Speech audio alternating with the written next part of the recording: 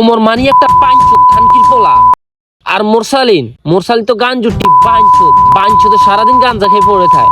Video ছাড়বেন আপনি, তারা এটা বুঝবেন না। দেখছেন কি একটা ফিন্ডা রইছে। সাজ্জাদ তো আরো খানকির পোলা। দেখছেন কিভাবে তাকাই রইছে আর কি ফিন্ডা ভিডিও করতেছে। আর মাই টিভি কে কে চিনো অবশ্যই কমেন্টে বলে যান। খানকির পোলা চোর। হ্যালো গাইস, আসসালামু আলাইকুম। সবাই কেমন আছেন? আশা করি আল্লাহর রহমতে সবাই ভালো আছেন। তো আপনারা থাম্বনেল আর টাইটেল থেকে বুঝে গেছেন আজকে আমি কই যাচ্ছি। আজকে সকাল সকাল রওনা হলাম ঢাকার উদ্দেশ্যে। আর ঢাকাতে কিসের জন্য যাচ্ছি ওইটা একটু পরে বলবো। এই আমার পাশে যাকে দেখতেছেন না, উনি হয় আর কি আমার মামা। আর উনি যাবে গা বিদেশে, তাই তার সাথে আমি যাচ্ছি ঢাকাতে। আর কার কোন সময় মরণ আসে কেউ বলতে পারে না। আমার পাশে যাকে দেখতেছেন না, উনি যাচ্ছে ও ঢাকাতে। উনি যাচ্ছে, উনির মা হসপিটালে আছে। আর ওই সময় শুনছে ওনার মা আর এই দুনিয়াতে জীবিত আর নাই। আমাদের বাল্লা সমনি উঠা মাত্র 4 কিল গেলাম, তারপরেই দেখি জাম লাগিয়া গেছে। এই দেখেন কি জাম লাগছে রাস্তায়। 4 কিল বাজার তো, তাই এমন জাম লাগছে। তাই বাসের ভিতরে কেমন কেমন লাগতেছিল, মাথা ঘুরেছিল। আর আমার মামা কি আরামসে ঘুমাচ্ছে। আর এই সাইড দিয়া একটু না যাইতে আবার জাম লাগিয়া গেছে। এই দেখেন কেমনটা লাগে।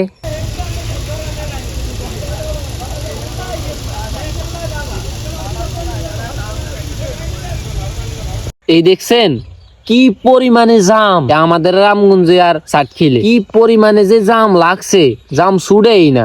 1-1.5 ঘন্টা ধরে আমরা ওইখানে দাঁড়াই রয়েছি, এক আঙ্গুল পর্যন্ত বাস যায় না। তারপরে অনেক কষ্ট করে আমরা কিছুক্ষণ পরে সোনাইমুড়ি আসলাম। তারপরে বাসও একটা টান দিছে, সেই মিলে এক টানে আমরা কুমিল্লা চলে আসছি। কুমিল্লা নাইমে আমরা বেশি কিছু খাইনি, কারণ বাসে হরে বমি আসবে, তাই বেশি কিছু খাইনি। তারপরে আমার প্রচুর ঘুম আসছিল, তারপরে ভাবলাম একটু ঘুম যাই। আর আমার পাশে এই ছেলেটারে দেখতেছেন না, এই ছেলের কাহিনীটা একটু পরে বলবো না, ভাবতাছি এখনই বলা উচিত। এই ছেলের সাথে একটা মেয়ে বসছে, এই মেয়েটার একটু পরে দেখাবো। আর এই ছেলে নামবে হলো চিটাগাং রোড। এই ছেলের সাথে মেয়ে বসার কারণে ওই ঢাকা চলে গেলাম আমগো সাথে। শালার ফুট বোকা চোদা, কি একটা ভাব নিল বাসে ওর সাথে বইসা। আর যারা ট্রেনের রাস্তা দিয়ে হাঁটে তাদের জন্য অনেক রিস্ক ভাই। এই দেখেন এই মেয়েটা, কমেন্টে বলে যাবেন অনেক সুন্দর না? আগে বলতাছি এই ব্লগটা কিন্তু অনেক দিনের হবে। কিরকম সেই না? এই বেদ্য পাগল, তোদের আপু হবে আপু। এই দেখেন কুমিল্লার পরে আবার একটু না যাইতে জাম লাগিয়ে গেছে। ভালোই লাগতেছিল না, এই কি পরিমানে জাম লাগছে। এই দেখেন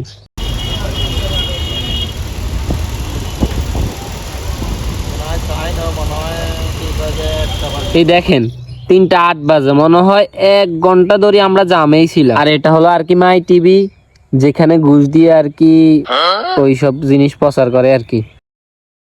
তারপরে আবার হাতের জিলাইসে আবার জাম লাগলো। আর ঢাকা শহরের জ্যাম সহজে ছুটে না ভাই। আর আমার মামা যেখানে থাকে ওইখানে ওমরের বাসা, ওইখানে যেতে আমাদের নোয়াখালী থেকে কি সময় লাগে, অনেক টাইম লাগে, পুরো 1 দিন লাগে। তারপরে একটু পরে জ্যাম দেখি ছাড়লো, গাড়ি বোমের মতন চলা শুরু করলো আবার। এই দেখেন সকাল 8টা বাজে রওনা দিলাম, এখন 5:35 বাজে। তারপরে এখন মামার বাসায় যাই, পৌঁছাইনি আমরা। বলছি না 12 ঘন্টা লাগে। এই দেখেন এখন রাত হয়ে গেল, তারপরে আসলাম বাসায় মামা। তারপরে ঘুমোতে উঠা আর দেরি করিনি, ভিডিও শুট নেওয়া শুরু করলাম। ওইদিকে ভাই একটু পরে দেখবেন জায়গাগুলো কি পরিমানে সুন্দর। ওইদিকে সবাই নাটক শুট নেয়, দেখামো একটু পরে, সবাই ওয়েট করেন। তারপরে আমি আর আমার মামা একটু হাঁটতে বের হয়ে গেলাম। দেখছেন জায়গাগুলো কত সুন্দর। এই সব জায়গা হলো সরকারি আর কি। এই কারণে আমি যে এখান দিয়ে হাইটা যাইতাছি, ওই জায়গাগুলোতে আর কি ওমরের শুট নিছিল, এই জায়গাগুলোতে ওমরের শুট নেয়। আর যারা ওমরের সাথে দেখা করতে চান তারা বলবেন শুধু বাড়ি ফেরা যামু, তারপরেই বাসালারা নিয়ে যাইবে আপনাদের। আর একটু আগে দেখলেন না একজন মানুষ কি নোংরা পচা পানি সাফ করতে আছে শুধু টাকার জন্য। ভাই এই দুনিয়াতে বাঁচতে হলে প্রচুর টাকার প্রয়োজন। আর আমি ওভারব্রিজ পার হয়ে ওই পারে যামু, মামার একটু দাঁত ওয়াশ করাবে, তাই এখানে আমি বসে রয়েছি। আপনারাও দেখেন কিভাবে দাঁতটা ওয়াশ করে, আর আমি বৈশা এগুলো দেখতেছি। তারপরে কিছুক্ষণ পরে দাঁত ওয়াশ করা হয়ে গেল, আর মামা দাঁতগুলো একটু পরিষ্কার করতেছে পানি দিয়ে। তারপরে আবার আমরা আর কি ওভারব্রিজের উপর দিয়ে আবার আমরা বাসায় চলে যাচ্ছি। এই দেখেন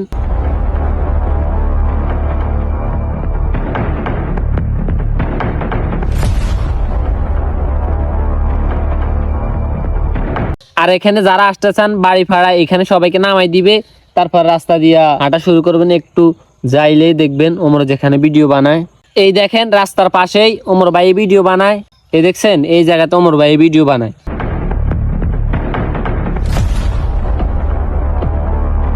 আর এটার নাম হলো গোলঘর আর কি। অনেক বহু বছর আগে ধরিয়ে এটার নাম গোলঘর ছিল, কারণ আমাদের মামাদের বাসা ওইখানে, তো তাই ওমর তো আসছিল, ভাড়া থাকছিল অল্প কয়েকদিন হয়েছে।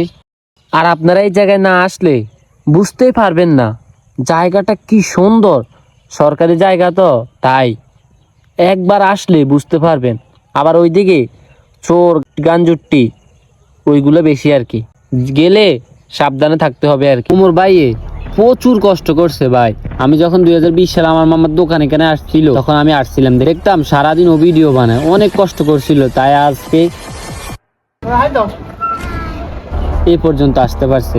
আসলেই কষ্টর ফল কখনো বৃথা যায় না।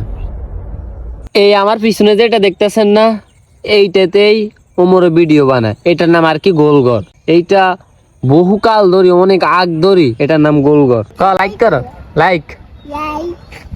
ওমর ভিডিও বানায় দেখা তাই অনেক মানুষ হয়তো এই জায়গা চিনে। এই জায়গা আসলে বুঝতে পারবো অনেক সুন্দর জায়গাটা। আবার অনেক খারাপ মানুষও এখানে আছে। তারপরে আমার মামার ছোট ছেলেটার সাথে আমি একটু দুষ্টামি করলাম, ওরে বললাম একটু লাইক ট্যাগ বলো করতে, ও একটু বললো। ও আবার অনেক ট্যালেন্টের, বুঝছেন। এই কারণে এই জায়গাটা ভিতরের দিকে অনেক ভয়ঙ্কর, গেলে বুঝতে পারবেন। পিছনে ফ্যাক্টরিটা দেখতেছেন না, ওই ফ্যাক্টরিতে আমার মামা চাকরি করে আর কি। তারপরে ওইদিকে আমরা গুইরা টুইরা সন্ধ্যাবেলা বাজার দিকে চলে আসলাম। আর রাত্রের ভিউ সেই সেই লেভেলের, ওভারব্রিজে উঠলে দেখা যায় সেই লেভেলের রাত্রের ভিউটা, দেখলে বুঝতে পারবেন। এই দেখছেন সেই লেভেলের বলছি না। আর মিষ্টির দোকানে গেলাম, আর মিষ্টি আমরা 3 জন ছিলাম, 6টা মিষ্টি খেলাম। মিষ্টিগুলা কিন্তু ভাই সেই একবারেই। আমি বলছি না মূলত আমার মামা বিদেশ যাবে, তাই আমি ঢাকাতে আসলাম। এই দেখেন আজকে আমার মামা চলে যেতে আছে বিদেশে। ছেলে মানুষের কষ্ট, হাজারো কষ্ট বুকে চেপে যেতে হয় ওই দূর প্রবাসে সফলতার জন্য, কারণ আমরা ছেলে মানুষ। কেউ বুঝবে না আমাদের কষ্ট। মা বাবা ভাই বোন আত্মীয় স্বজন সবাইকে ছেড়ে চলে যেতে হয় ওই দূর প্রবাসে শুধু টাকার জন্য।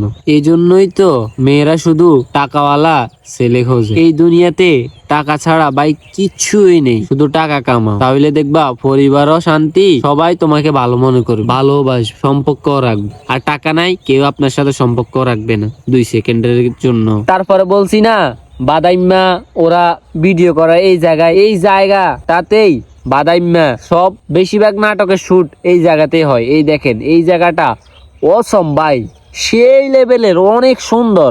আমি আর আমার মামা ঘুরতে এলাম ভাই, মনে হয় কয় কিলোমিটার ভিতরে, সরকারি জায়গা তো তাই। ভাই দেখছেন অনেক সুন্দর, কমেন্টে বলে যাবেন কিরকম। আর এই জায়গায় ওমরে ফুটবলের ভিডিও বানাইতো। এই দেখেন এই মাঠটাতে আমার মামার বাসার সামনে ওরা বাইক রাখতো, তারপর এই জায়গায় ভিডিও বানাইতো। তারপরে আমি বসে রয়েছি আর দেখি ওরা বল খেলতেছে গোলঘরটার সামনেই। অনেকক্ষণ ধরে ওদের খেলা দেখলাম, আর কিছুক্ষণ পরেই ওরা খেলে চলে গেল মাঠ থেকে। তারপরে আমি একটু ঘুরে ঘুরে ভিডিও করলাম। এই দেখেন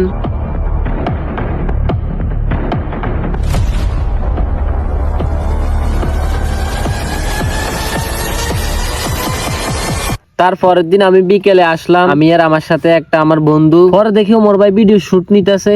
উমর ভাই আসলে একটা ভালো মানুষ। উমর ভাই যেরকম ভিডিওতে করে ওইরকম কিন্তু বাস্তবে না, অনেক ভালো মনের মানুষ সে। তার সাথে দেখা করলে বুঝতে পারবেন আসলেই ওমর ভাই সবার থেকে আলাদা, অনেক ভালো মনের মানুষ সে। তার সাথে একবার দেখা করতে পারলেই বুঝতে পারবেন।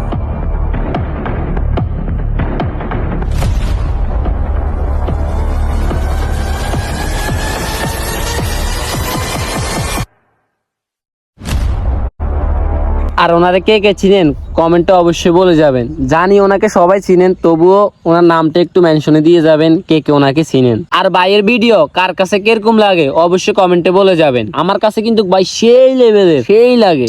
সাজ্জাদ তেমন একটা ব্যবহার ভালো না। তারপরে আমরা হাঁটতে হাঁটতে চলে গেলাম পার্কের সামনেই। তারপর ওইখানে কিছু ভিডিও বানাইলাম। পার্কটা দেখতে কিন্তু সেই, কিন্তু যদি শুনেন ওই জায়গায় টিকিট লাগে কত টাকার, তাহলে আপনাদের মাথা ঘুরে যাবে। 300 টাকা টিকিট লাগে, 300 টাকা শুধু ঢুকতে ওই জায়গা। এই জায়গাটাকে কি চিনেন অবশ্যই কমেন্টে বলে যাবেন তারের বেড়াটা ওমর ভাই এখানে ভিডিও শুট নিছে পুষ্পা দা পরোটা, ওই ভিডিওটা কে কে দেখছো অবশ্যই কমেন্টে বলে যাবা। তখন আমরা আমাদের বাসার দিকে যাইতেছি, তখন এই জায়গা দিয়ে যাওয়া হইতো, এই কারণে জায়গাগুলো সেই ভাই। তারপরে একটু পরেই মোরসালিন বাইনচাঁদের সাথে দেখা হয়ে গেল। ভাই বিশ্বাস করেন মোরসালিন একেবারেই খারাপ, আর ওমর ভাই যেটা সাবরিদেরকে ফসাইছে এই শুটটা আর কি এই জায়গায় নিছে ভাই।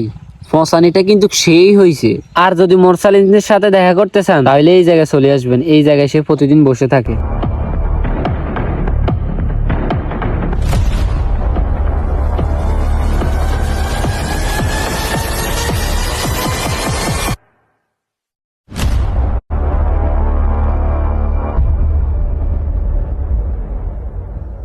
এটা হলো আর কি গোলঘরের পিছনের সাইড। এই দেখেন এই বট গাছটা পিছনের সাইডটা অনেক সুন্দর। এই দেখছেন বট গাছটা সেই, এই বট গাছের গোড়াত ভিডিও করলেই সেই ভিডিও হয়। ওমর ভাইও আগে এই বট গাছের গোড়াত ভিডিও বানাইতো, ভিডিওগুলো সেই হয়।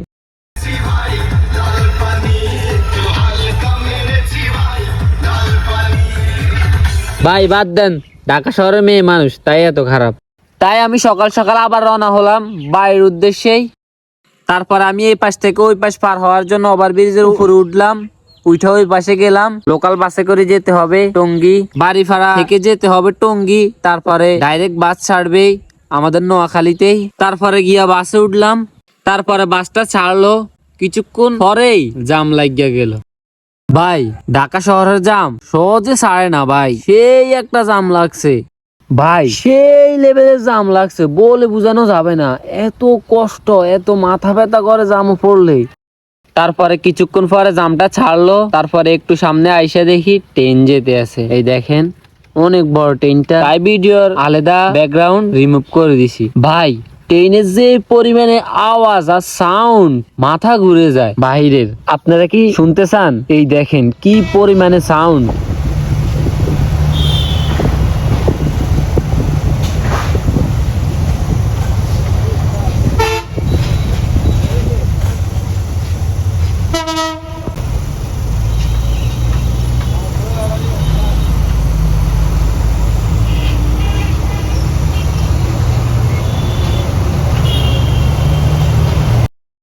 দেখছেন কি বাজে একটা ব্যাকগ্রাউন্ড বাহিরে, আর সাউন্ড কোয়ালিটি। আবার একটু যাইতে না যাইতে জামে পড়ে গেছি। এই দেখেন কি পরিমাণে রিক্সা সবকিছু জামে পড়লো। দেখছেন কেমনটা লাগে?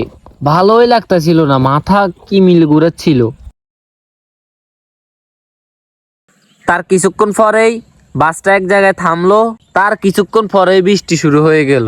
দেখি আস্তে আস্তে বৃষ্টির ফোঁটা পড়তেছে, তখন আমি গাড়িতে উঠে গেলাম তাড়াতাড়ি করে। দেখি আস্তে আস্তে বৃষ্টি বাড়তাছে। এই দেখেন তারপরেও মানুষ গাড়ির জন্য অনেকক্ষণ ধরে দাঁড়ায় রয়েছে, দৌড়ে দৌড়ে গাড়িতে উঠতেছে। ভাই বৃষ্টি আসছে ভালো হয়েছে, কারণ বৃষ্টি না আসলে কি পরিমাণে জাম হইতো। বৃষ্টি আসার কারণে জামে নেই আর রাস্তায়। ঢাকা শহর বৃষ্টি হলে একটা গন্ধ ভাই। এই লঞ্চ দেখতেছেন না, লঞ্চ গুলো থেমে গেছে বৃষ্টির কারণে, তবুও জাম থামেনি। জাম কি মিলে আবার লাগছে একটু আসার পরে, ওইটা একটু পরে বলবো কিসের জন্য জাম লাগছে। এমন মাথা ঘুরেছিল ওই সময় ভাই, যদি বিশ্বাস করেন। এই এদের জন্য জাম লাগছে, এরা মিছিল করে সবকিছু থামায়, পরে কষ্ট হয় সাধারণ জনগণের। সামনে তো রমজান, তাই আগে কিছু এদেরকে কবিতা শুনাই। আঁকা বাঁকা চলে গোড়া তবু আমি শোনা পাঁচশো দগল, এই কারণে আমগরে আটকায় রাখছো 1.5-2 ঘন্টা ধরি। খানকির বাচ্চারা 500 দগল।